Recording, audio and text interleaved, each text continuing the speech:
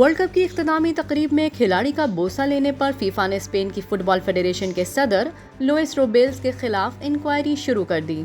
FIFA ने गुज़िश्ता रोज Spanish football federation के सदर के खिलाफ फीफा विमेंस वर्ल्ड कप में फतह के बाद तकरीब तकसीम इनामात में खातून खिलाड़ी जेनी हर्मोसो के होंठों का बोसा लेने के वाक़ये पर डिसिप्लिनरी केस का आगाज कर दिया। वाज़ेह रहे कि 20 अगस्त को सिडनी में खेले गए फीफा विमेंस वर्ल्ड कप में स्पेन ने इंग्लैंड को 0 के मुकाबले में 1 गोल से शिकस्त देकर अपनी तारीख का पहला विमेंस वर्ल्ड कप जीता था। मैच के बाद तकरीब तकसीम इनामात के दौरान हिस्पानवी फुटबॉल फेडरेशन के सदर खिलाड़ियों से बगलगीर होते देखे गए।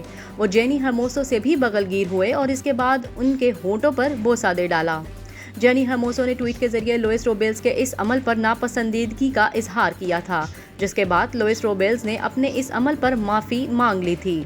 लेकिन ये गलती इनका पीछा छोड़ने का नाम नहीं ले रही और अब फुटबॉल की आलमी गवर्निंग बॉडी फीफा ने लुइस रोबेल्स की इस हरकत पर इनके खिलाफ डिसिप्लिनरी केस खोलकर इंक्वायरी का आगाज कर दिया है। फीफा की डिसिप्लिनरी कमेटी की जानिब से जारी करदा बयान में कहा गया है कि वो देखेगी कि रॉयल स्पेनिश फुटबॉल फेडरेशन के सदर ने मुहज़्ज़िबाना रवैये के बुनियादी असूलों की खिलाफ वर्जी की है या नहीं, और क्या उन्होंने ऐसा तर्ज अमल इख्तियार किया जिसकी वजह से फुटबॉल के खेल और फीफा के वक़ार को ठेस पहुंचती हो। फीफा की डिसिप्लिनरी कमेटी की जानिब से इंक्वायरी की मुद्दत तकमील और फैसला देने की तारीख का ऐलान नहीं किया गया।